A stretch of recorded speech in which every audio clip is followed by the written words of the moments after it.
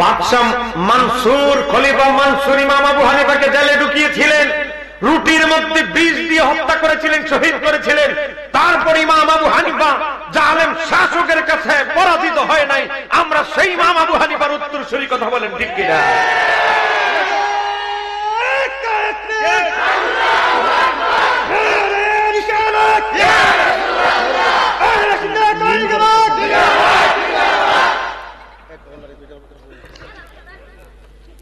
আপনাকে রাগ করতেছে?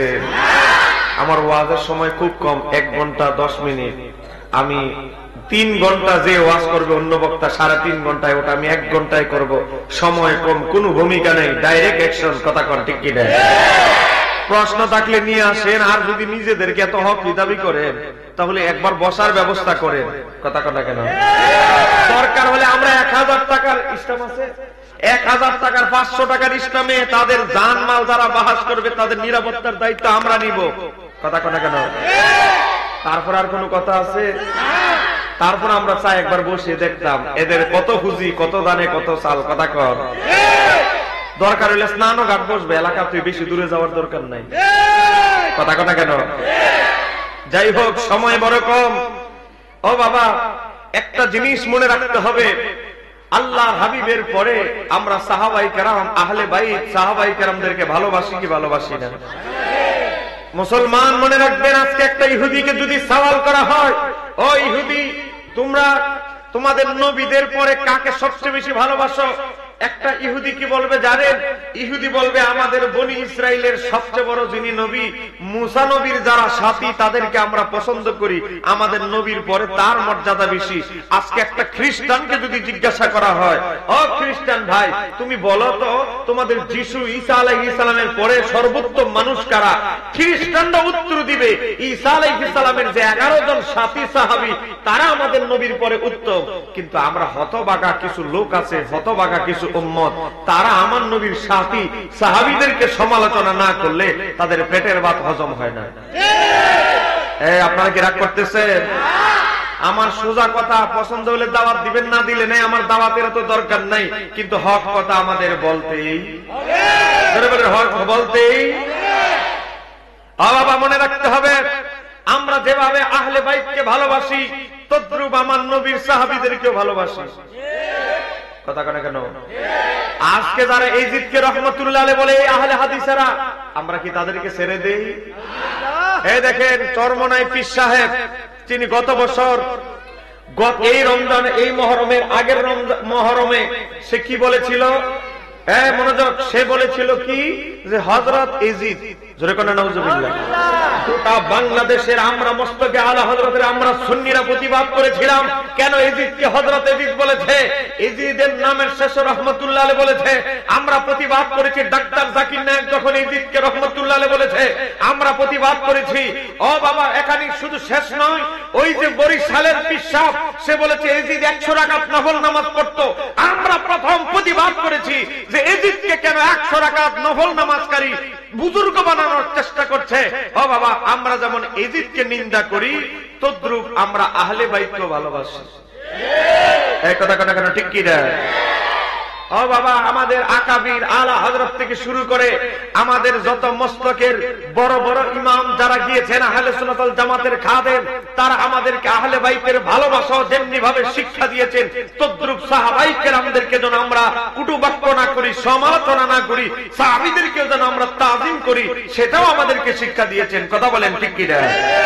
আপনাদেরকে আমি একটা বাস্তব অভিজ্ঞতা দিয়ে বুঝাচ্ছি।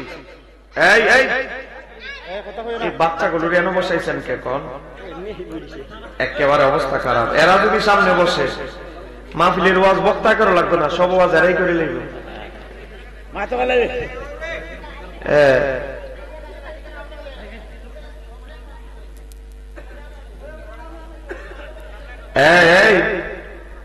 আমার বহু কষ্ট করে আসছে, মনে করেন 1.5 ঘন্টা ওয়াজ করে চলে যাবো, 1.5 ঘন্টা আসতে যে কত ঘন্টা খরচ হয়েছে আর কত ঘন্টা যাইতে লাগবে এটা হিসাব করবে।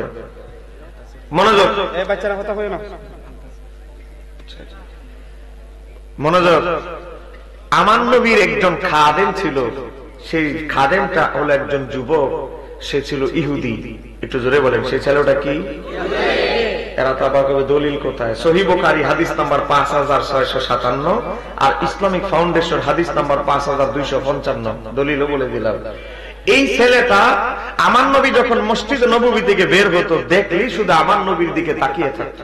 মানে তার নবীকে দেখলে তার আত্মার শান্তি পাইতো, শান্তি লাগতো। একটু জোরে বলেন না সুবহানাল্লাহ। এখন আমার নবী তাকে লক্ষ্য করছে যে লোক ছেলেটা আমার দিকে অবলোকন করে, লক্ষ্য করে, সে নিশ্চয়ই কিছু একটা ঘটনা আছে। আমার নবী তাকে ডাকলে সে বলে, ইয়া রাসূলুল্লাহ, আপনাকে দেখলে আমার কেমন যেন ভালো লাগে, মায়া লাগে, মহাব্বত লাগে। আমার মন চায় আমিও মাঝে মাঝে আপনার খেদমত করি। আমি কি আপনার খেদমত করার অধিকার পাবো, অনুমতি পাবো? আমি তো ইহুদি, ইহুদি হওয়ার কারণে কি নবীর গোলামি থেকে আমি বঞ্চিত হব? আমাকে একটু সুযোগ দেন। একটু জোরে বলা যাবে কি? ও বাবা, আমার নবী গায়েব জানে কি জানে না? আমার নবী জানে, যদিও এখন বর্তমানে সে ইহুদি, ও চিরেই সে আমার কালেমার ছায়াতলে আসবে। ও বাবা, গভীর মনোযোগ। ইহুদি বালক আমার নবীর ওযুর পানি এনে দেয়, মাঝে মাঝে খেদমত করে। হঠাৎ করে সে অসুস্থ হয়ে গেল। আমার নবী কিছু ফল মল নিয়ে চলে গেল ইহুদি বালকের বাড়িতে। ও বাবারা, যাওয়ার পরে আমার নবী দেখলেন আজরাইল তার আশেপাশে ঘুরতেছে, যে কোনো মুহূর্তে কিছুক্ষণ পরে তার প্রাণ ভোমরা নিয়ে যাবে। ইহুদি বালককে বললেন, ও ইহুদি বালক, তোমার সিনার মধ্যে আমি নবীর প্রতি ভালোবাসা আছে, তুমি আমাকে অনেক ভালোবাসো, কিন্তু আমি চাই ভালোবাসার স্বীকৃতি দেওয়ার জন্য আমি চাই তোমার এই অগাধ ভালোবাসা কাজে লাগুক। এজন্য তুমি আমার ছায়াতলে আসতে হবে। আমি তোমাকে কালেমার দাওয়াত দিচ্ছি, তুমি আমার হাতে বায়াত হয়ে মুসলমান হয়ে যাও। একটু জোরে বলা যাবে কি? ইহুদির বালক, ইহুদি বালকের বাবা আবার তখন জীবিত। হ্যাঁ, বাপের দেখছে। বাবা যখন শুনলো যে নবী মোহাম্মদ, তার ভাষায় বলছে, নবী মোহাম্মদ জীবনে কোনোদিন মিথ্যা কথা বলে নাই। তিনি বলতেছে আমার ছেলের হায়াত একেবারে নাকের ডগায়, তো আমার ছেলের ক্ষতি করে লাভ নাই। ইহুদি বালকের বাবা মাথা ঝুঁকে বলতেছে, ঠিক আছে, তুমি কালেমা পড়ে নাও, যেহেতু তোমার শেষ সময়। ইহুদি বালক নবীর হাতে হাত রেখে কালেমা পড়ে নিল। একটু জোরে বলা যাবে কি? হ্যাঁ, মনোযোগ। বালক কালেমা পড়ার 15 থেকে 20 মিনিট পরে আমার নবী উপস্থিত থাকা অবস্থায় ইন্তেকাল করলো সে। এখন মনোযোগ, এই যে ইন্তেকাল করলো, স্নানঘাটের মুসলমান বিবেক থেকে উত্তর দিবেন। কোন বন্ডার কথা শুনে, বারাতিয়া বন্ড মৌলবীর কথা না শুনে আপনার বিবেক কাজে লাগান। ইমাম গাজ্জালি বলেছে সবচেয়ে বড় আদালত হচ্ছে বিবেক। একটু বিবেক কাজে লাগান। মনোযোগ। এখন এই যে যুবকটা কালেমা পড়ে নবীর হাতে বায়াত হইল, হে হায়াতই পাইছে কালেমা পড়ে 20 মিনিট। কয় মিনিট? একেবারে আরো আধা ঘন্টা বাড়ায় দিল, মনে করেন 1 ঘন্টা হায়াত পাইছে। এই 1 ঘন্টা হায়াতে সে কোন নফল নামাজ পড়তে পারে নাই, ফরজ ইবাদত করতে পারে নাই, কোন উমরা করতে পারে নাই, এক ওয়াক্ত নামাজ পড়তে পারে নাই। এই কথা কোন ঠিক কিনা? একটা নফল রোজা দান সবটা কিছুই করতে পারে নাই। দূরবীন দিয়ে আমরা যদি বাইরে থেকে দেখার চেষ্টা করি, এই ছেলের আমল নামার খাতা হলো একদম জিরো। কারণ কালেমা পড়ার 20 মিনিট পরে মারা গেছে, এটা আমরা ভিতর বাইরে থেকে দেখবো, কিন্তু হাকিকত হচ্ছে তার কলবে আমার নবীর মোহাব্বত তাকে এমন জায়গায় নিয়ে গেছে। নাম্বার 2, সে আমার নবীর সাহাবী, নবীর হাতে হাত রেখে বায়াত হওয়ার কারণে তার আমলের দরজা ওই জায়গায় চলে গেছে। হাসরের ময়দানে নয়, শুধু জান্নাতে আমার নবীর কাছাকাছি সাহাবীদের সাথে থাকবে। হ্যাঁ মুসলমান, বাহ্যিক ভাবে আমরা দেখি তার আমল নামার খাতা জিরো, কিন্তু নবীর মোহাব্বত আর নবীর সাহাবী হওয়ার যে ফজিলত, এই ফজিলত তাকে জান্নাতুল ফিরদাউস দান করেছে। তাহলে সাহাবী হওয়ার মর্যাদা কি আমল দিয়ে অর্জন করা যাবে?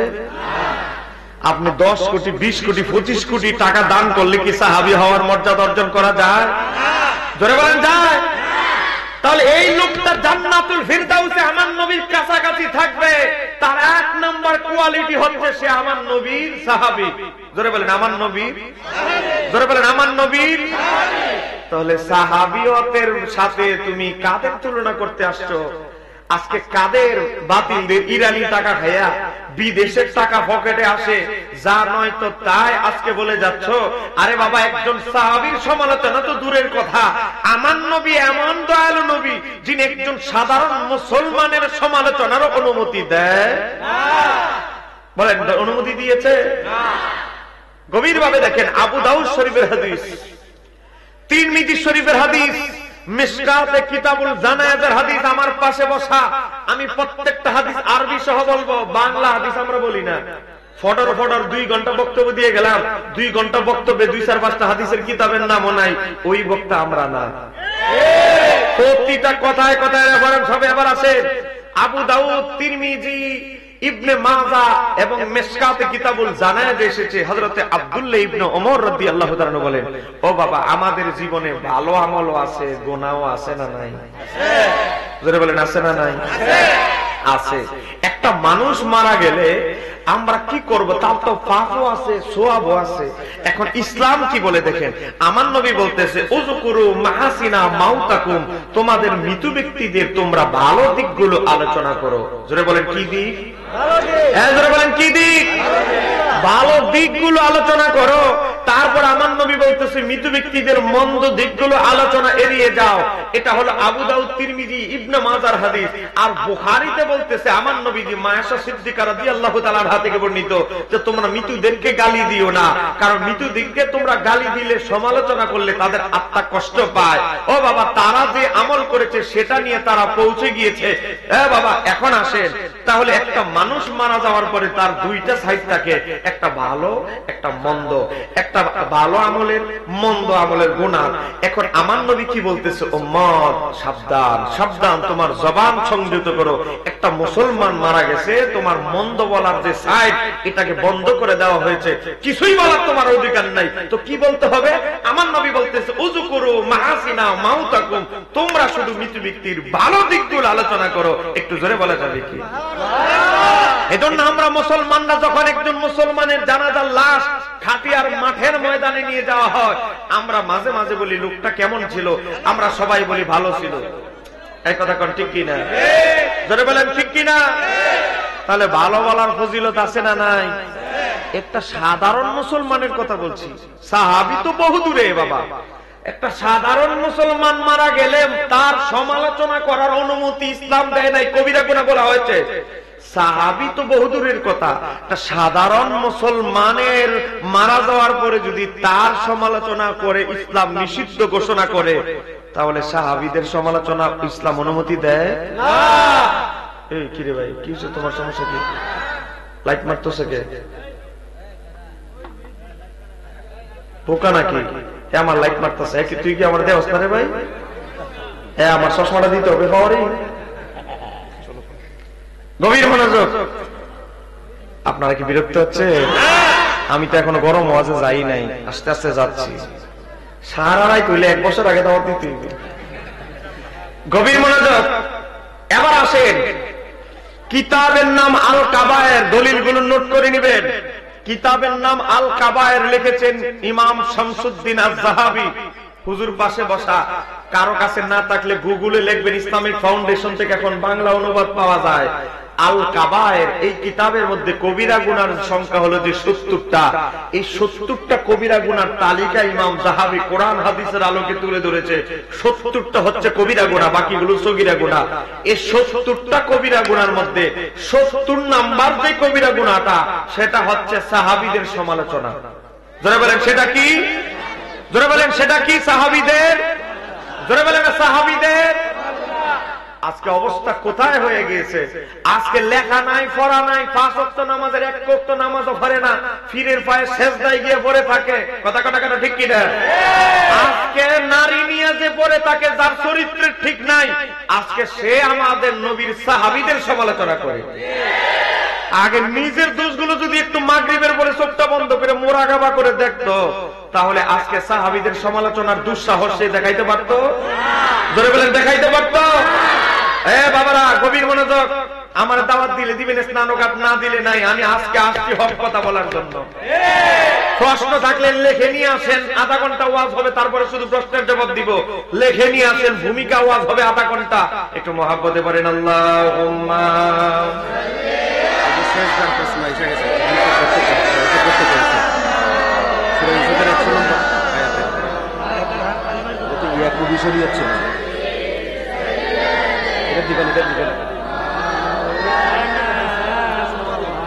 দুলদুল গোড়া কেন্দ্রে বলে আমার কোন নাই, ইমাম হোসেন শহীদ হইল কারবালাতে পানি নাই। আল্লাহুম্মা মাশাআল্লাহ।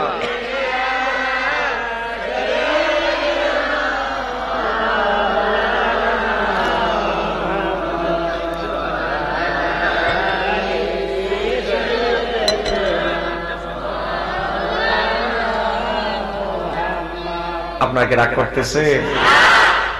ও বাবা, গভীর ভাবে লক্ষ্য করেন। আপনারা বলেন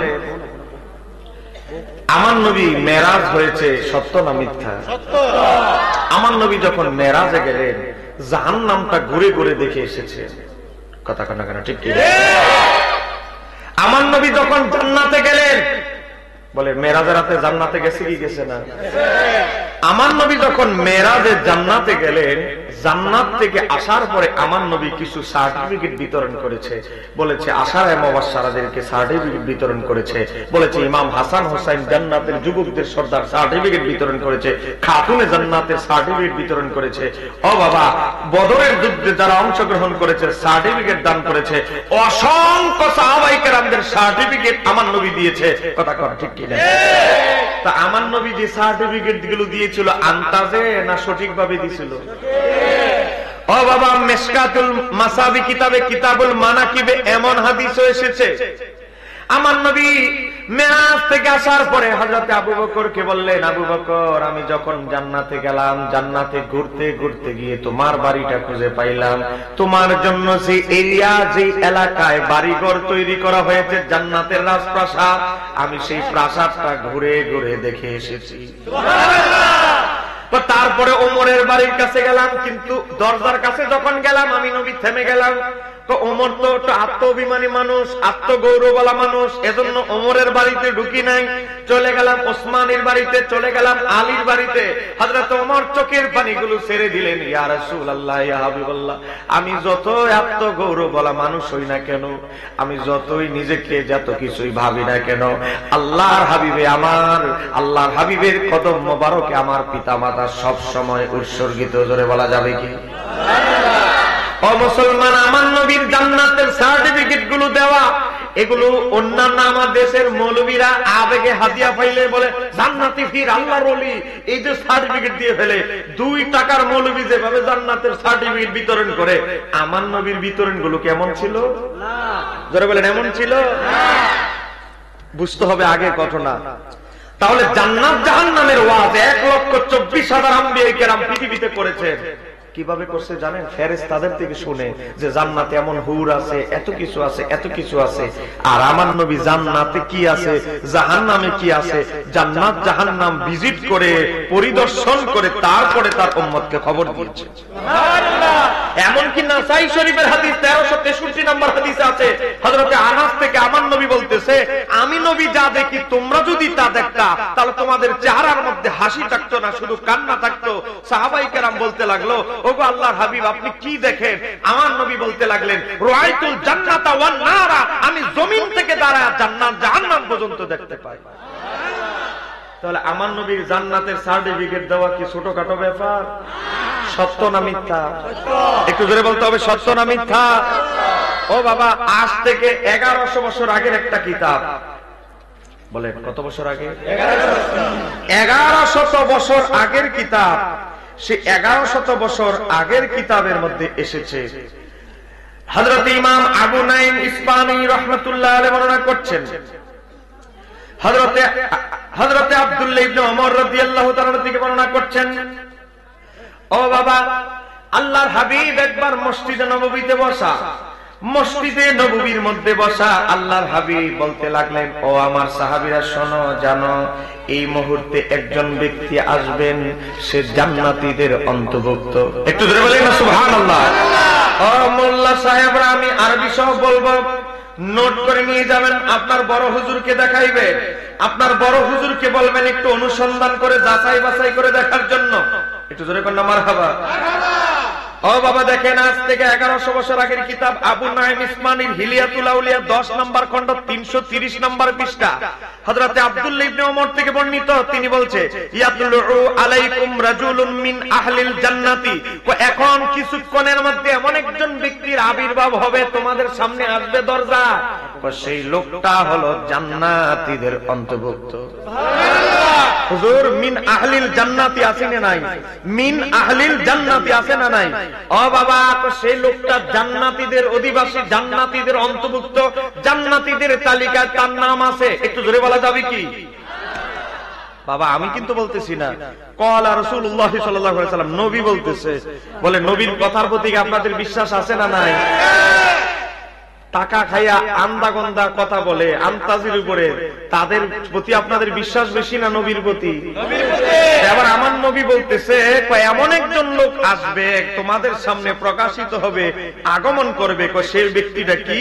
মিন আহলিল জান্নাতি, জান্নাতীদের অন্তর্ভুক্ত। এরপরে বলতেছে ফাতালা মুআবিয়া, তারপরে হযরতে আমির মুআবিয়ার আগমন ঘটলো। এটা গেল একদিন। তারপরে সুম্মা ক্বালা মিনাল গাদি মিসলা যালিকা, অপর আরেকদিন আমার নবী একই কথা বলতেছে, এখন এমন একজন ব্যক্তি আসবে, সেও জান্নাতি, সে জান্নাতীদের অন্তর্ভুক্ত। ফাতালা মুআবিয়া, তারপরেও সেই দিনও আসলো আমিরে মুআবিয়া, তৃতীয় দিনও আসলো আমিরে মুআবিয়া রাদিয়াল্লাহু তাআলা আনহু। একটু জোরে বলা যাবে কি মারহাবা? একটু জোরে বলেন না সুবহানাল্লাহ। ও বাবা, আমার নবী যদি বলে কাউকে জান্নাতি, আপনি জাহান্নামী বলে কোনো লাভ হবে? এই কলা পাতার ফতুয়া, পানি যেমন কলা পাতায় দিলে পড়ে যায়, আপনার ফতুয়া জমিনে দাফন হয়ে যেতে 1 মিনিটও লাগবে না। কথা কেন কেন ঠিক কি দেয়? আপনার যদি বাবার ক্ষমতা থাকে হাদিস খণ্ডন করেন, আমি বলে দিচ্ছি এই হাদিসটি আজ থেকে 1100 বছর আগের কিতাব ইমাম আবু নাঈম ইসমানীর হিলিয়াতুল আউলিয়া খণ্ড নম্বর 10 পৃষ্ঠা নম্বর 393, ইমাম ইবনে হাজার হাইতামি মক্কির আস-সাওয়াইকুল মুহরিকা 2 নম্বর খণ্ড 708 পৃষ্ঠা, ইমাম আজরি ইমাম আহমদের ছাত্র আশ-শারিয়া কিতাবের 5 নম্বর খণ্ড 2443 হাদিস নম্বর 1924 বর্ণনা করেছে। একটু জোরে বলা যাবে কি মারহাবা? 29টা কিতাবের তালিকা আমি এখানে দিয়েছি। দেখেন, এই হাদিসের অন্যতম একজন বর্ণনাকারী আছে, তার নাম হচ্ছে আব্দুর রহমান ইবনু আব্দুল্লাহ ইবনু দিনার। তারে নিয়ে সমালোচনা করার সুযোগ খুঁজবেন। তিনি হচ্ছে বুখারী মুসলিমের রাবি। ইমাম মিজি তাহজিবুল কামালের 3866 নম্বর রাবির জীবনীতে লিখতেছে, এই রাবির হাদিস বুখারী মুসলিমে কোট করা হয়েছে, তাকে দুর্বল বলা মানে বুখারী মুসলিমের হাদিসকে দুর্বল বলা, দুর্বল বলার সুযোগ নাই। আরেকজন রাবি আছে, সে আর আপত্তি করতে পারে, এখনো ক্ষমতা নাই করার, তারপরে জবাব আমি আমার বই অগ্রিম অ্যাডভান্স দিয়ে দিয়েছি। আরেকজন রাবি আছে ইসমাইল ইবনে আইয়াস, তার ব্যাপারে ইমাম যাহাবি লিখতেছে আল হাফিজু। বাবা ছোটখাটো ব্যাপার নয়, হাফিজুল হাদিস। হাফিজুল হাদিস মানে কি বুঝেন? যার সিনার মধ্যে 1 লক্ষ হাদিস কমপক্ষে মুখস্থ ছিল। এই সনদের এই হাদিসটার একজন বর্ণনাকারী আছে, তার নাম ইসমাইল ইবনে আইয়াস। তার ব্যাপারে ইমাম যাহাবি লিখতেছে আল হাফিজু, তিনি ছিলেন হাফিজুল হাদিস, আল ইমামু, তার যুগের ইমাম। এরপর লিখতেছে মুহাদ্দিসুস শাম, তিনি শাম দেশের সিরিয়ার মুহাদ্দিস ছিল। একটু জোরে কর না মারহাবা।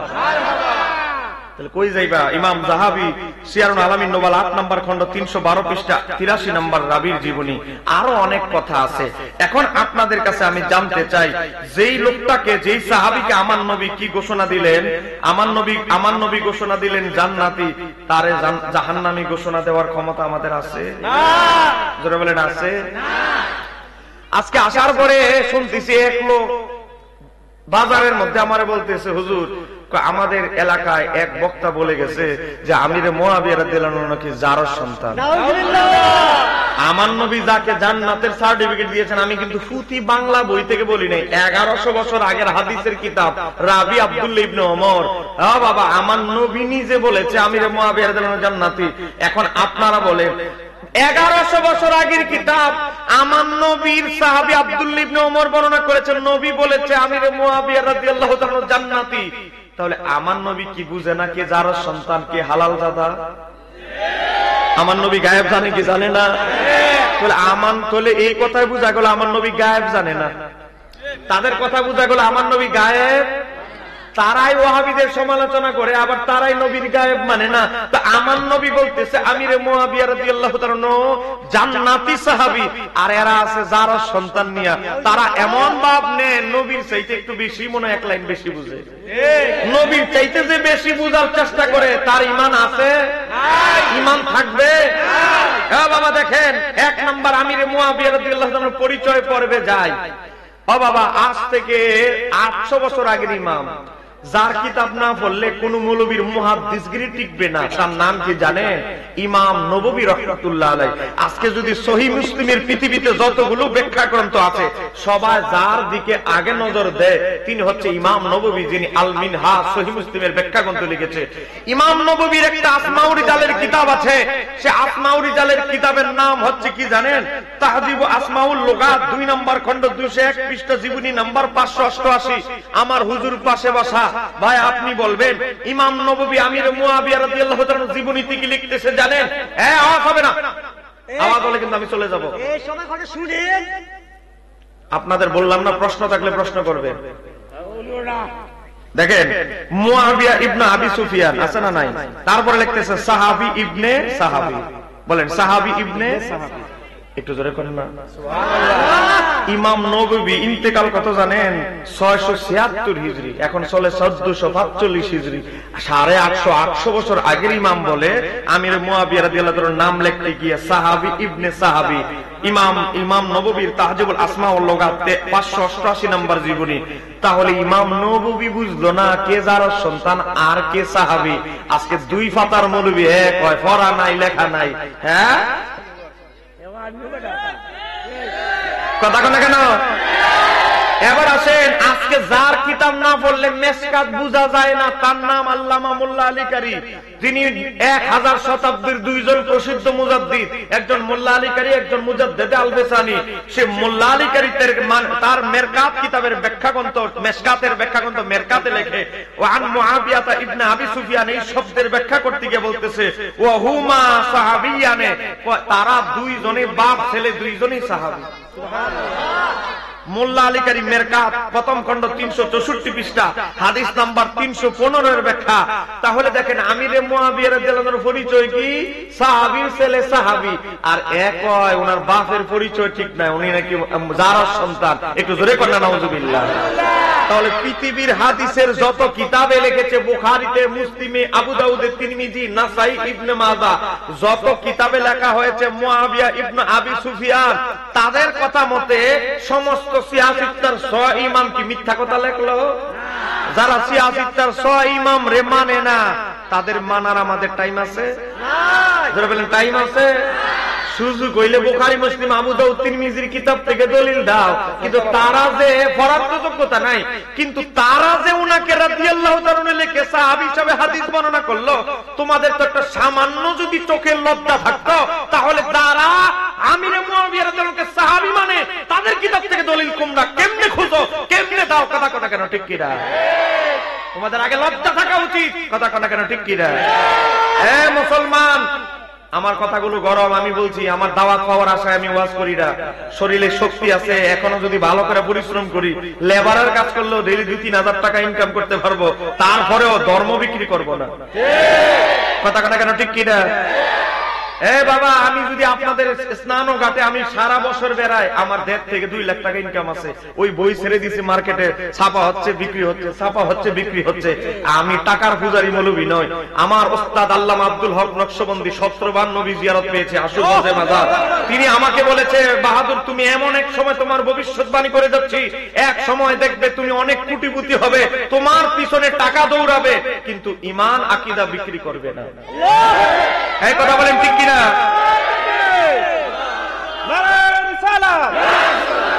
আল্লামা বাহাদুর সাহেব, আপনাদেরকে একটু সহজে ধারণা দিচ্ছি, আপনাদেরকে একটা সহজে বোঝার জন্য। ও বাবা, কোরআনের পরে, মনোযোগ, কোরআনের পরে 2টা কিতাবের মর্যাদা, সেটা বুখারী আর মুসলিম। জোরে বলেন না, বুখারী আর কোরআন শরীফের পরে এই 2টা কিতাবের মর্যাদা, আসমানের নিচে জমিনের উপরে। সেই বুখারী মুসলিমে কি এসেছে দেখেন, সে বুখারী মুসলিমের সহিহ বুখারীতে হাদিস নাম্বার 914, হাদিস নাম্বার 2003, হাদিস নাম্বার 3468, হাদিস নাম্বার 6330, হাদিস নাম্বার 7312, 1 2 3 4 5 বুখারী শরীফে আমিরে মুয়াবিয়া রাদিয়াল্লাহু আনহুকে সাহাবী মনে করে সাহাবী হিসেবে সহিহ বুখারীতে 5টা হাদিস বর্ণনা করেছে। সুবহানাল্লাহ। তাহলে ইমাম বুখারী কি আমাদের মতো দেড় পাতার মৌলবী? না। ইরানি টাকা খাইয়া কি ইমাম বুখারী ভুলভাল লিখে দিছে মনে হয়? ইমাম বুখারী কেমন বুখারী জানেন? যার ইন্তিকালের পরে কবর থেকে মেশকা আম্বরের গ্রাম বের হতে লাগলো। ইমাম যাহাবীর কিতাব দেখেন, ইমাম বুখারীর জীবনীতে সিয়ারুল আলামিন নুবালার মধ্যে লিখেছে, ইমাম বুখারীকে যখন দাফন করা হলো, সারা বিশ্বের বিভিন্ন প্রান্ত থেকে, আরব জাহান থেকে মানুষ আসা শুরু করলো যে এত বড় বুজুর্গ, এত বড় ইমাম, আমরা হয়তো তাকে বুঝতে পারি নাই জীবদ্দশা, তিনি যে এত বড় ইমাম। ইমাম বুখারীর কবর থেকে যখন মেশকা আম্বরের গ্রাম বের হতে লাগলো, জাতি বুঝে গেছে ইমাম বুখারী কি জিনিস। সেই ইমাম বুখারী কি কম বুঝতো না বেশি বুঝতো? সেই ইমাম বুখারী তার বুখারী শরীফে 5টা হাদিস আনছে। এবার দেখেন, এখানে শেষ নয়, ইমাম বুখারীর আরেকটা বুখারীর পরে যে কিতাবটা প্রসিদ্ধ, নাম হচ্ছে আত-তারিকুল কাবীর, খণ্ড নাম্বার 7, পৃষ্ঠা নাম্বার 326, 1405 নাম্বার জীবনী। আমিরে মুয়াবিয়া রাদিয়াল্লাহু তাআলার জীবনী লিখতে গিয়ে তিনি হাদিস নকল করেছে তার ফজিলতে, যেটা আমরা আমাদের হুজুর সব সময় বলে, সিরাজনগরী হুজুর সব সময় বলে, আমার নবী দোয়া করেছে, আল্লাহ তুমি আমিরে মুয়াবিয়াকে পথ প্রদর্শক, হেদায়েত প্রাপ্ত বানাও, তার মাধ্যমে মানুষকে হেদায়েতের রাস্তা দাও। এই বাবা, এই কথা বলেছে, ওয়াহদি বিহি, তার মাধ্যমে মানুষকে হেদায়েতের রাস্তা দেখাও। তাহলে ইমাম হযরত আমিরে মুয়াবিয়া রাদিয়াল্লাহু আনহু নিজেই যদি গোমরা হয়, মুনাফিক হয়, কাফের হয়, যার সন্তান হয়, তার মাধ্যমে কি হেদায়েতের রাস্তা দেখা সম্ভব? তাহলে বোঝা গেল তিনি মুমিন, পাক্কা মুমিন সাহাবী দেখেই আমার নবী এই দোয়া করেছে। ও বাবা, এই হাদিসকে আমি বাবা 32 জন মুহাদ্দিসের অভিমত তুলে ধরে এই হাদিসটা যে সহিহ আমি প্রমাণ করেছি। জোরে কন্না মারহাবা। এবার আসেন মুসলিম শরীফে যাই। সহিহ মুসলিম হাদিস নাম্বার দেখেন, সহিহ মুসলিমে ওনার থেকে কয়টা হাদিস বর্ণিত হয়েছে? মারফু হাদিসগুলো 387, 883, 1038, 1037, 1037 দুইবার তাকরার এসেছে, 1129, 2701 নাম্বার হাদিস। একটু জোরে কন্না মারহাবা। আমি যে হাদিস নাম্বার গুলো বললাম, আমিরে মুয়াবিয়া রাদিয়াল্লাহু তাআলাকে সাহাবী মনে করে ইমাম মুসলিম এই হাদিসগুলো তার কিতাবে বর্ণনা করেছেন। জোরে কন্না মারহাবা। ওরে বাবার, ইমাম মুসলিম বুঝলো না, আর দেড় ব্যাটারি মৌলবী কত কিছু বুঝে গেল। এবার দেখেন, এখানে শেষ নয়, আজ থেকে 1000 বছর আগের ইতিহাসের কিতাব তারিখে ইবনে আসাকির, তারিখে ইবনে আসাকিরের 4 নম্বর খণ্ড 349 নম্বর পৃষ্ঠা, জীবনী নাম্বার 23, সেখানে ইমাম মুসলিমের কৌল নকল করেছে। ইমাম মুসলিম রাহমাতুল্লাহ আলাইহি বলতেছে, আমিরে মুয়াবিয়া রাদিয়াল্লাহু তাআলা হচ্ছেন আমার নবীর কাতেবে রাসূল, আমার নবীর একজন, আমার নবীর চিঠিপত্র এবং কাতেবে উহি এবং উহি পত্র, উহির লেখক, আল্লাহর কালামের উহির লেখক। একটু জোরে বলা যাবে কি মারহাবা? আজকে আমরা যদি ইমাম হযরত আমিরে মুয়াবিয়া রাদিয়াল্লাহু আনহুকে কাতেবে উহি বলি, কিছু লোকদের অ্যালার্জি খাদ্যানি শুরু হয়ে যায়। আর ইমাম মুসলিম যে বলল তোমার ফতোয়া কি, তুমি কি ইমাম মুসলিমের চাইতে বেশি বোঝো? আরে মিয়া, ইমাম মুসলিমের সিনার মধ্যে 7 লক্ষ হাদিস মুখস্থ ছিল। তোমার যদি ভালো করে থেরাপি দেওয়া হয়, দিন থেরাপি, তারপরেও 20টা হাদিস মুখস্থ বের হবে না। ঠিক কথা কোন কেন? ঠিক কি না? যাই হোক, আমি একটু বাড়াই কইলাম। এবার আবার আপনারা রাগ করতেছেন আপনারা। এবার দেখেন, ইমাম মুসলিম গেল, এবার আসেন ইমাম আবু দাউদ। সিহাসিকতার 3 নাম্বার, ইবনে মাজার নাম আমি সিরিয়ালে নিয়ে এসেছি, আবু দাউদে আসে। দেখেন, হ্যাঁ মনোযোগ, এই বাচ্চারা, এই তবারুক আইতাছে তো লাগে, তো টেনশন করছ কে? তবারুক দরকার আছে নি নেই? এই তবারুক নিবি নি? চুপ, যে কথা কইবা তবারুক তার বন্ধ। মনোযোগ, তারা আসতে হবে, তারাও জানতে হবে, কারণ ইরানি টাকার কি খেলা চলতেছে আমাদের নতুন প্রজন্ম জানার দরকার আছে না নাই? মনোযোগ। এবার দেখেন, আবু দাউদ সিহাসিকতার 6 কিতাবের একটা হচ্ছে আবু দাউদ শরীফ। বলেন না কি শরীফ? আর আজকে মাহফিল থেকে অন্তত একটা ওয়াজ কিতাবের নাম অন্তত মুখস্থ করে যায়। আবু দাউদ শরীফ, আবু দাউদের হাদিস নাম্বার 366, 619, ও বাবা 1386, 1356, 4129 আরো আছে।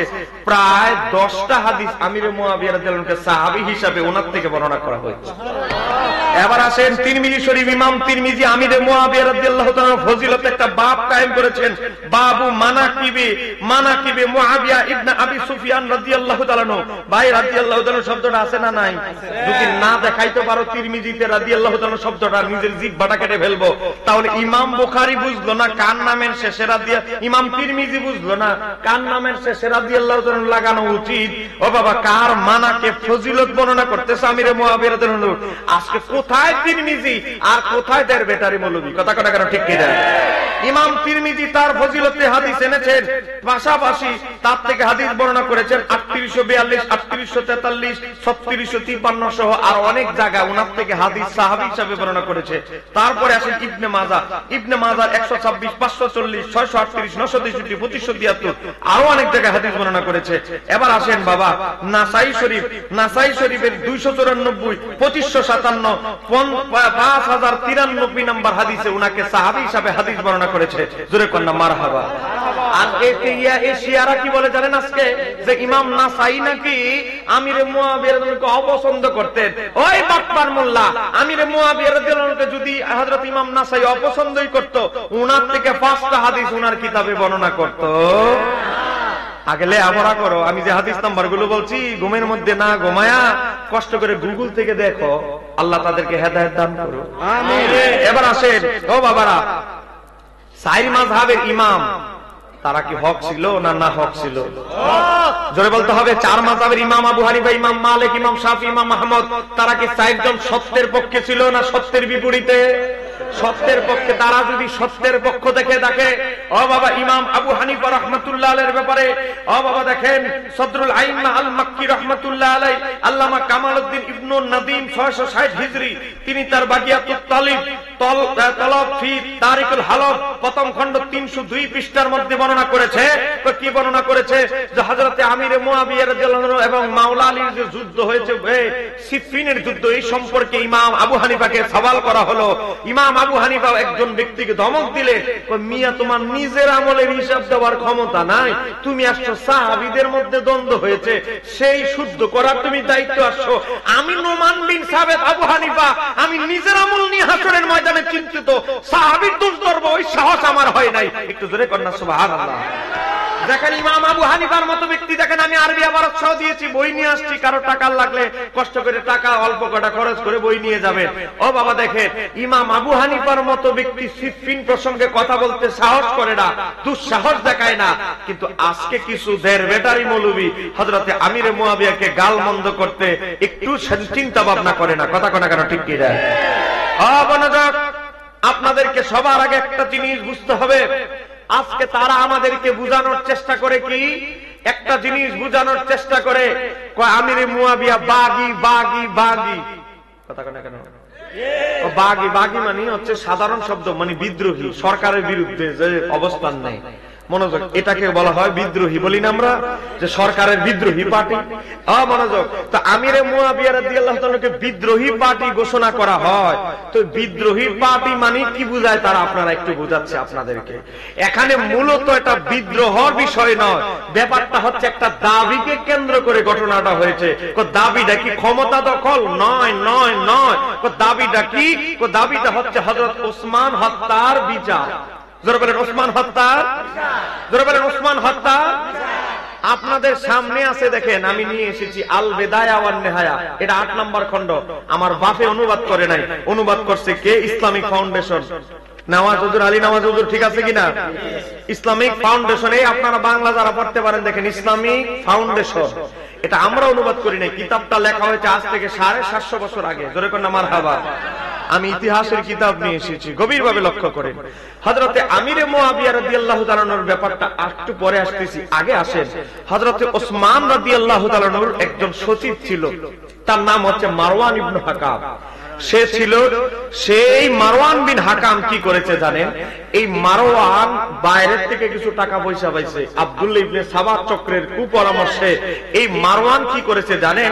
ওসমান রাদিয়াল্লাহু তাআলা হচ্ছেন সরল একজন সৎ মানুষ, তাকে প্রতারণা করার উদ্দেশ্যে উনি ঘুমিয়ে রয়েছেন বা ব্যস্ত আছেন কাজে, উনার সিলটা সাময়িক সময়ের জন্য চুরি করে এই মারওয়ান খালি পেজের মধ্যে সিল মেরে রাখতো। সিল মেরে তার মন মতো যা ইচ্ছা মাঝে মাঝে তা লিখে বিভিন্ন আদেশ দিয়ে দিত। একটু জোরে কন্যা নাউজুবিল্লাহ। ঘটনা থেকে আপনারা বুঝতে পারছেন? হযরত ওসমানের সরলতার আশ্রয় নিয়ে সে বাটপারিটা করছে। একবার কি করলো হযরত, এই যে জটিল ঘটনাটা যখন সৃষ্টি হয়, একবার সে হযরত ওসমানের সিল মেরে একটা মৃত্যুদণ্ড দিল দুইজন সাহাবীর। তারাও নবীর সাহাবী। তারা কোন সাহাবী? তারা বায়াতুস সাজারা, নবী যে হুদায়বিয়ার সন্ধির সময় গাছের নিচে যে বায়াত করেছেন তাদের দুইজন সাহাবী, তাদের মধ্যে অন্যতম। দুইজন সাহাবীকে মৃত্যুদণ্ড দিল। ও বাবা, সরকারি সৈন্য আসলো।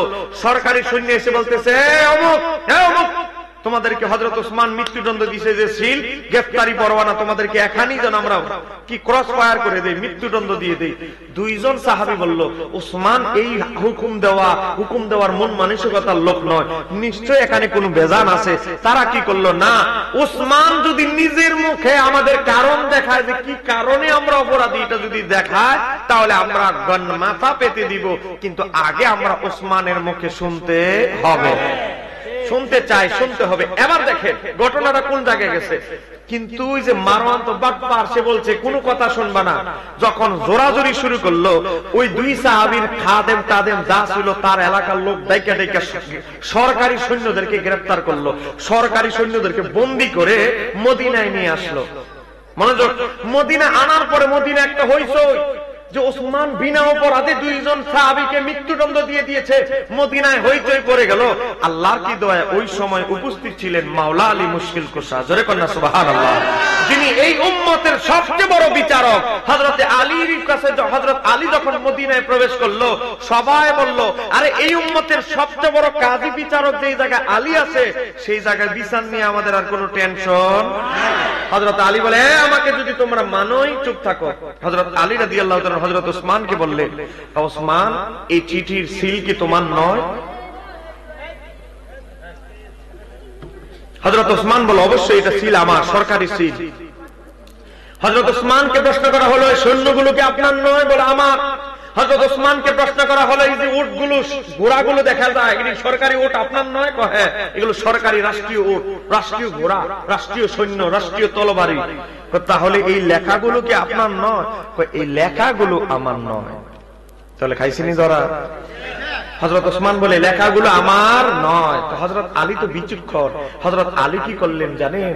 সৈন্যদেরকে পাঠাইলেন, বাজারে মদিনার যাও। কি করতে হবে? বাজারে যায় যারা লিপিকার, যারা বিভিন্ন পাণ্ডুলিপি লেখে, পচা টসা লেখা, বিশ্রী লেখা থেকে সুন্দর করে, আগে তো এই যুগের মতো বই ছাপা হতো না, লেখা হতো, যারা লেখতো লিপিকার ছিল, লিপিকার সব ধরে নিয়ে আসো। আনলো, আনার পরে বললো, লিপিকাররা, সব লিপিকাররা তোমরা বলো তো এই লেখাগুলো কার? লিখককে, লিখকদেরকে সওয়াল করতেছে, বলো তো এই লেখাগুলো কার? এটা তো মারওয়ান বিন হাকাম বাটপারের লেখা। জোরে কন্যা মারহাবা। এখন আসামি কি আর বাকি ধরা খাওয়া বাকি আছে? কারণ হযরত আলী এমন একজন ব্যক্তি যিনি উম্মতের সবচেয়ে বড় বিচারক। জোরে কন্যা আল্লাহু আকবার। ধরে ফেললো। এখন মারওয়ানে ঘরের থেকে বেরোতে পারে না, হযরত ওসমানের ঘরের মধ্যে ঢুকে রয়েছে, সে শুনতেছে কান পেতে বাইরে কি হচ্ছে। এখন মানুষ বলে, মারওয়ানের মাথা চাই, মারওয়ানের মাথা চাই। হযরত ওসমান বললেন, ঠিক আছে, মারওয়ান যদি মৃত্যুদণ্ডের প্রাপ্ত হয় অবশ্যই সে মারা যাবে, কিন্তু তোমরা কেউ তাকে গণপিটানি দিয়ে তারে মারিও না, তাকে কাজীর দরবারে বিচারের আওতায় এনে, বিচার যেহেতু একটা হয়েছে, বিচারের আওতা তার সরকারি ভাবে বিচার হবে। পাবলিকের দ্বার সহ্য হয় না, পাবলিক না উপরে মার মুতারে কোন বিচার টিচার কোনো কিছু নাই। তার কথা শোনারও সময় নাই। এখন তারা মারবো, চোর ধরলে যে অবস্থা হয় আর কি। এখন কি করলো জানেন? হযরত ওসমান ঘরের ভিতরে ঢুকলেন, বললেন যে আমি মারওয়ানের বিচার আমি করব, যদি আমি না করি ওসমান তোমরা দেখিও। মারওয়ানে করছে কি জানেন নি? হযরত ওসমান যখন ঘরের মধ্যে ঢুকছে, সুন্দর করে হেফালায় গেছে। এখন মানুষ ধরছে হযরত ওসমানকে, আপনি ঘরে ঢুকার পরে সে পালাই গেছে, আপনি হয়তো তাকে পালানোর সুযোগ করে দিয়েছেন। হযরত ওসমান কেন এই মারওয়ানকে পালানোর সুযোগ দিল? মানুষটা আবেগী বুঝেন না? ওসমানের মাথা চাই, আগে ওসমানের মাথা চাই। খলিফার বিরুদ্ধে বিদ্রোহ করে বসলো হযরত ওসমানের বিরুদ্ধে। হযরত আলী যখন দেখলেন অবস্থাটা খুব খারাপ, ইমাম হাসান এবং ইমাম হুসাইনকে হযরত ওসমানের ঘরের দরজার ডান দিকে একজনকে, এক ছেলেকে বাম দিকে একজনকে লাগাইলেন, তোমরা পাহারায় থাকো, আমি যদি মদিনার বাইরে যাই তোমরা হযরত ওসমানকে হেফাজত করবে। একটু জোরে কন্যা সুবহানাল্লাহ। এখন আসেন, ওই আব্দুল্লাহ ইবনে সাবা ইহুদি থেকে মুসলমান হয়েছে, তার উদ্দেশ্য কি জানেন? মুসলমানদের মধ্যে একটা দলাদলি গুতাগুতি লাগায় মুসলমানদের শক্তিকে নষ্ট করে দেওয়া। এই আব্দুল্লাহ ইবনে সাবা কি করলো? আব্দুল্লাহ ইবনে সাবা খুনি বাড়া করলো বাইরে থেকে, এদিকে তো মদিনা উত্তাল হয়ে আছে, খুনি বাড়া করলো, বারাটিয়া খুনিরা কি করলো জানেন? অন্য জায়গা দিয়ে ও বাবা ঢুকলো, ঢুকার পর হযরত ওসমানকে যখন আঘাত করবে, ওনার স্ত্রী এভাবে হাত দিলে 3টা আঙ্গুল কেটে গেল। 3টা আঙ্গুল কেটে ওনার স্ত্রীর 3টা আঙ্গুল তো কাটলো, হযরত ওসমানের গর্দান কেটে গেল। ওই পজিশনে, ওই যখন ঘাতকরা হত্যা করবে, এর আগে হযরতে আবু বকর সিদ্দিকের শাহজাদার নাম হচ্ছে মুহাম্মদ ইবনে আবু বকর, সেও গেছে হযরতে ওই বিদ্রোহীদের পাল্লায় পড়ে, কুমন্ত্রণা পেয়ে আবু বকর সিদ্দিকের শাহজাদা সেও গেছে ওসমানকে মারার জন্য। এখন ঘরের মধ্যে গিয়ে ওসমানের দাড়ি ধরে বলতেছে, তোমাকে এখন মেরে ফেলবো, তুমি মারওয়ানকে পালানোর সুযোগ দিয়েছো, তুমি অনেক কিছু করেছো, অমুক প্রমুখ কথা।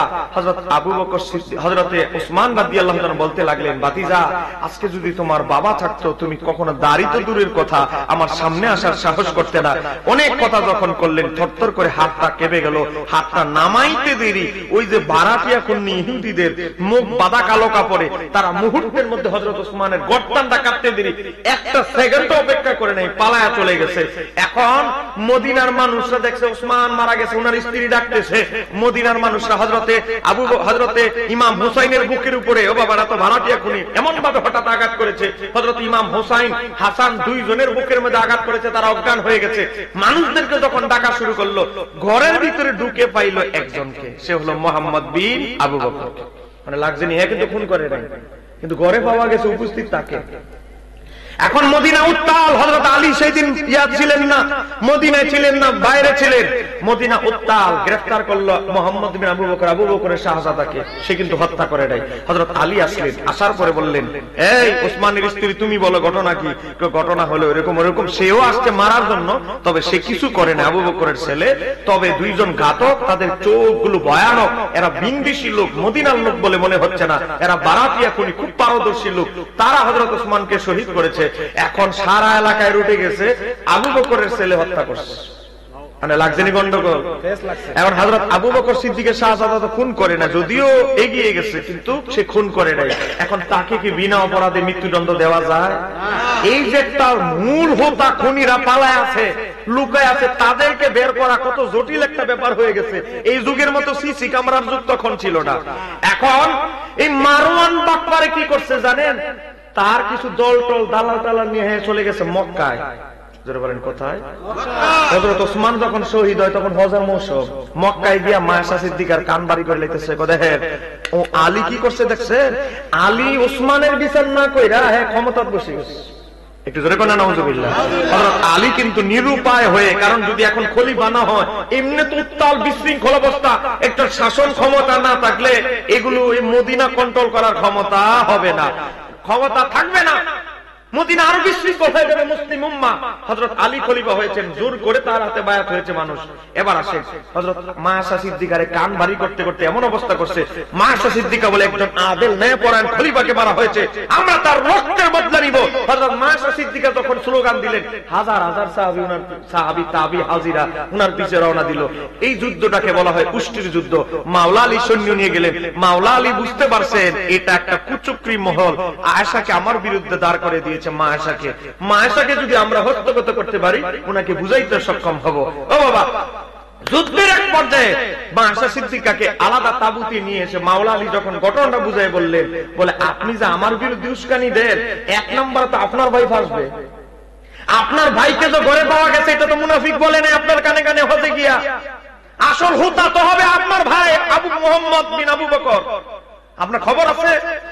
মা আয়েশা সিদ্দিকা কান্না করতে লাগলেন যে এত গভীর ঘটনা ঘটে গেছে। মা আয়েশা সিদ্দিকার ঘটনা থামলো। এবার বাবা দেখেন তাল, এখনই মারওয়ান বাটপারে গেছে আবার আমিরে মুয়াবিয়ার কাছে যাইয়া কইতাছে ও মদিনায় মা আয়েশা সিদ্দিকারে দিয়া আলীর সাথে যুদ্ধ লাগাইয়া দাও, শান্তি হয় নাই, হয়ে গেছে আবার কোথায় সিরিয়ায়। ভাই আবার হযরত ওসমানের কয়েকজন শাহজাদার হয়ে গেছে। হযরতে আমিরে মুয়াবিয়ার আপন চাচাতো ভাই ছিল কে জানেন? হযরত ওসমান, একই বংশের তারা, উমাইয়া বংশের। এখন অবস্থা খারাপ। মনোযোগ, একটা চাচাতো ভাই, আপন চাচাতো ভাই, তিনি আবার একজন গভর্নর, যার আন্ডারে হাজার হাজার সৈন্য চাকরি করে। সে এখন দেখেন, এখন হযরত ওসমানকে চিঠি পাঠাইছে যারা ওসমান, হযরত মাওলা আলীকে চিঠি পাঠিয়েছে আমিরে মুয়াবিয়া, যারা ওসমানকে হত্যা করছে, মুহাম্মদ বিন আবু বকর থেকে শুরু করে যারা উস্কানি দিয়েছে তাদেরকে আমাকে গ্রেফতার করে পাঠান। এখন হযরত আলী বলে না, হযরত ওসমানের বিচার করতে একটু সময় দিতে হবে, কারণ অরিজিনাল হোতাদেরকে আমার খুঁজে বের করতে হবে। হযরত আমিরে মুয়াবিয়া বলে না, আপনি একজন খলিফাকে হত্যা করা হয়েছে। মুসলমান, স্নানঘাটের আশিক রাসূল ভাইরা, এটা কিন্তু ছোটখাটো ব্যাপার নয়। ইসলামের তৃতীয় খলিফাকে মারা হয়েছে। সাধারণ 1 লক্ষ মানুষ আর একজন খলিফা কি এক সমান ব্যাপার? এক সমান ব্যাপার নয়। তিনি একজন খলিফা, তাকে মারা হয়েছে অন্যায় ভাবে, আবার ঘরের মধ্যে বন্দী করে। তাহলে ব্যাপারটা তো ছোটখাটো ব্যাপার নয়। দেখেন এবার, এখন এই যে ঘটনাটা কি নিয়ে হয়েছে, আজকে তারা আপনাদেরকে কি বোঝানোর চেষ্টা করে, দেখেন আপনাদেরকে কিভাবে বোঝানোর চেষ্টা করে যে আপনাদেরকে যে মূল যে ঘটনাটা দেখেন, আমি আমার এই যে বইটা মূল যে ঘটনাটা, সেই ঘটনাটা আমি আপনাদেরকে দেখাচ্ছি। ঘটনাটা কি আর তারা মানুষকে বুঝায়। আমির মুয়াবিয়া রাদিয়াল্লাহু তাআলা আনহু তিনি যে কি এই ব্যক্তিগত দ্বন্দ্বের কারণে এই যুদ্ধ সংগঠিত হয়েছে। জোরে কন্যা নাউজুবিল্লাহ। এই দেখেন আল বেদায়া 8 নম্বর খন্ডে 138 পৃষ্ঠা, আমি একেবারে ইসলামিক ফাউন্ডেশন থেকে বলছি। দেখেন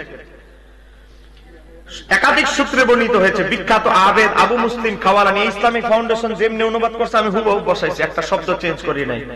খাওয়ালানি, আবু মুসলিম খাওয়ালানিকে জানেন? যাকে আগুনের মধ্যে বন্ড নবীর দলেরা ইয়ামানে ফেলায় দিয়েছিল, আগুনে একটা পশমতাকে কিছু করতে পারে না। আসল ঘটনা না বুঝলে 1-1.5 ঘন্টা ওয়াজ করে আমার কিছু লাভ হবে না। তো আবু মুসলিম খাওয়ালানি রহমাতুল্লাহ আলাইহি গেলেন হযরত আলীর পক্ষ হয়ে আমির মুয়াবিয়ার কাছে, ব্যাপারটা মিটমাট করার জন্য, যুদ্ধ যেন না গড়ায়। তো এখন আমি আবু মুসলিম খাওয়ালানি গেলেন আমির মুয়াবিয়ার কাছে। একদল লোক হযরত আমির মুয়াবিয়ার জন্য সাক্ষাৎ করলেন। তারপরে তাকে বললেন, কাকে? আমির মুয়াবিয়াকে বলতেছে, আপনি কি আলীর প্রতিদ্বন্দ্বিতা করছেন? আপনি কি তার সমকক্ষ? দেখেন স্পষ্ট ইবারতের মধ্যে এসেছে, স্পষ্ট এসেছে, আনতা তুনাজিউ আলিয়ান আম আনতা মিসলুহু। আপনি যে আলীর সাথে যুদ্ধ করতেছেন, আপনি কি আলীর সমকক্ষ নিজেকে দাবি করেন? ক্বালা ফাকালা, আমির মুয়াবিয়া কি উত্তর দিয়েছে জানেন? আজকে শিয়ার বাচ্চারা কত বড় মিথ্যাবাদী দেখেন। ফাকালা, আমির মুয়াবিয়া উত্তর দিলেন, ওয়াল্লাহি, আল্লাহর শপথ, ইন্নী লা আ'লামু, আমি জানি, আন্নাহু খায়রুম মিনহু, আন্নাহু খায়রুম মিনহু, আছে না হুজুর? খায়রুন মিনহু মিন্নি, আন্নাহু নিশ্চয়ই, খায়রুন মাওলা আলী মিন্নি, আমার থেকে উত্তম। জোরে কন্না সুবহানাল্লাহ।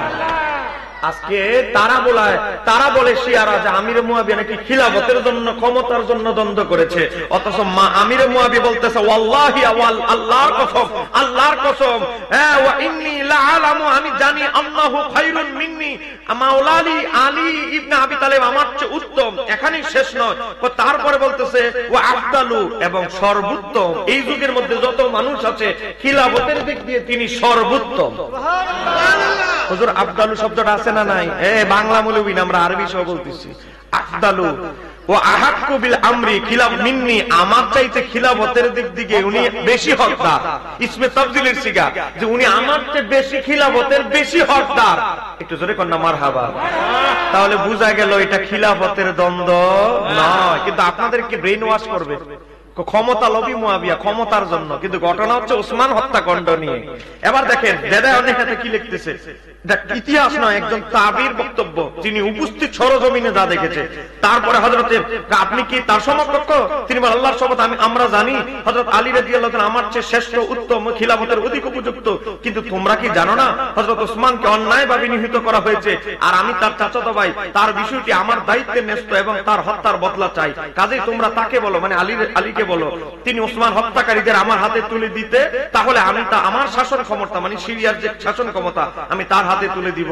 তখন তারা মানে আবু মুসলিম খাওয়ালানি একদল লোক যারা আলীর প্রতিনিধি হয়ে এসেছে, হযরত আলী রাদিয়াল্লাহু আনহুর প্রতিনিধিরা গেল হযরত আলী রাদিয়াল্লাহু আনহুর কাছে এসে এই ব্যাপারে বললেন, কিন্তু তিনি কাউকে তাদের হাতে তুলে দিলেন না, কারণ যেহেতু ঘটনাটা খুব জটিল, আসামির ব্যাপারগুলো খুব জটিল, ফলে শামবাসীরা এবং হযরত মুয়াবিয়ার পক্ষে নিল আর হযরত আলী রাদিয়াল্লাহু তাআলার সৈন্যরা ওনার পক্ষে নিল।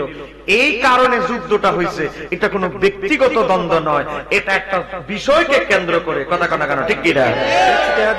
এবার আসেন আপনাদেরকে আরেকটা জিনিস বুঝাবে, সময় কম, সব প্রশ্নের জবাব এখানে চলে আসবে। আরেকটা জিনিস কি জানে, বাগি বাগি বাগি আমার নবী আমিরে মুয়াবিয়া রাদিয়াল্লাহু তাআলাকে বাগি বাগি বলছে। ও বাবা, ওয়াহাবিরে একটা শব্দ বলে দেখবেন 337 পৃষ্ঠা বার করে, ওয়াহাবির একটা শব্দ বলে বেদাত বেদাত বেদাত বলেন, বলে কি বলে না? অথচ বেদাত হইলো 5 প্রকার, প্রথমত 2 প্রকার, আবার 2 প্রকার রে ভাগ করে হইছে 5 প্রকার, কিন্তু তারা প্রকার টকার বলে না, কোন একটা কইলই বলে 337 পৃষ্ঠা বলে বেদাত বেদাত বেদাত।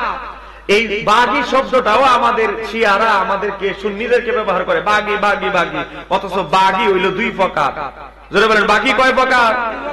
এবার দেখবো আমরা খারাপ বাগি বাগি ভালো বাগি, কোন বাগির মধ্যে আমিরে মুয়াবিয়া পড়ছে। বাটপারি করো, তোমাদের বাটপারি সব আমরা বার করব।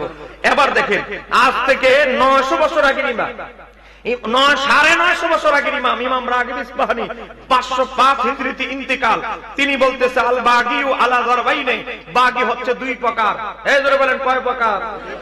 বাটপারি করো বাগি, এর দিকেইবেন যে বাকি কয় প্রকার, এ কইতে পারবো না, কিন্তু ওয়াজ একটা শুনছে শিয়া মৌলবী থেকে বাগি বাগি বাগি, হ্যাঁ মুখ দিয়ে খালি বাগি বাগি আসে, হ্যাঁ দিকেইবেন বাগি বয় প্রকার, জীবন দিয়া ঠোঁট দিয়ে একটা কথা বের হবে না।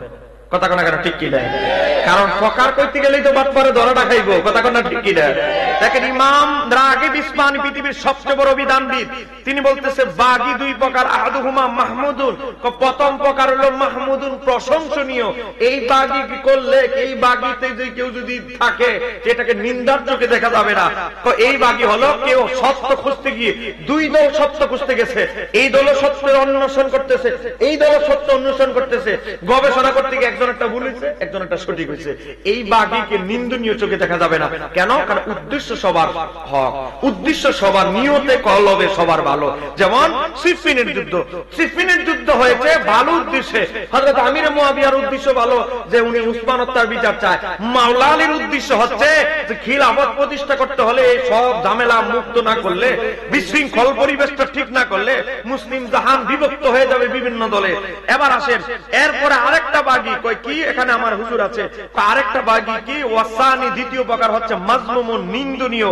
ওই বাগি কি? এই বাগি হচ্ছে হক বাতিলের দ্বন্দ্ব, যেমন আমাদের শিয়াদের দ্বন্দ্ব, আমাদের খ্রিস্টানদের দ্বন্দ্ব, আমাদের ইহুদিদের দ্বন্দ্ব, আমাদের মুতাজিলাদের দ্বন্দ্ব, এটা হক বাতিলের দ্বন্দ্ব। আমরা নিশ্চিত জানি, তারাও জানে তারা গোমরাহির উপরে আছে, মুসলিম উম্মাহ জানে তারা পথভ্রষ্টতার উপরে আছে। তা আহলে সুন্নাত ওয়াল জামাতের সাথে বাতিলদের যে যুদ্ধ যদি হয়, তাহলে আমরা হক, তারা আমাদের বিরোধী। এই বাগি আর আমিরে মুয়াবিয়া রাদিয়াল্লাহু তাআলার যুদ্ধ, যেই যুদ্ধ হয়েছে ওই বাগি কি এক বাগি? কোন গায়ের দিয়া গোড়ার মধ্যে লাগাই দিচ্ছে আর কি। কথা বুঝেন না? বাটপারি, কত রকমের বাটপারি চলছে। এবার আসেন ইমাম রাগিব ইসফাহানির আল মুফরাদাত কিতাবের পৃষ্ঠা নাম্বার হচ্ছে 137, আল্লামা মুর্তজা জুবাইদির তাহাদুল আরুজ কিতাবে 37 নম্বর খন্ড 185 পৃষ্ঠা। এবার আসেন তাফসীর ইবনে আব্বাসের সংকলক ইমাম ফিরুজাবাদী 836 হিজরিতে ইন্তিকাল, তিনিও তার বাসায়ের কিতাবের 262 নম্বর পৃষ্ঠায় বলেছে বাগি 2 প্রকার। আমার পাশে বসা একজন বিজ্ঞ আলেম, যার কিতাব তাফসীর না বলে বড় বড় আলেমরা তাফসীর লিখতে পারে না, তার নাম আলাউদ্দিন খাজেন, ইমাম খাজেন যাকে বলা হয়। ইমাম খাজেনও লিখেছে আল বাগি ওয়া আলা যারবাইনি। হুজুর আছে না নাই? বাগি 2 প্রকার, তাফসীরে খাজেন 2 নম্বর খন্ড 436 পৃষ্ঠা। ইমাম আল হালবি 756 হিজরিতে, আজ থেকে 750 বছর আগের ইমাম, তিনিও লিখেছে বাগি 2 প্রকার। এক প্রকার হচ্ছে আহাদুহুমা মাহমুদুন প্রশংসনীয়, সব বাগি নিন্দনীয় না। আজকে দেখেন, তাহলে আমরা বুঝতে পারলাম বাগি বললেই চিৎকার করে গলা শুকানোর কোন সুযোগ, এই সুযোগ আমরা দিব না। বাটপারি বহু সাধারণ মানুষকে ঈমান বিক্রি করেছো, এই সুযোগ আমরা দিব না। আল্লাহ সুবহানাহু ওয়া তাআলা আজকের আলোচনা কবুল করুক, সবাই বলেন আমিন।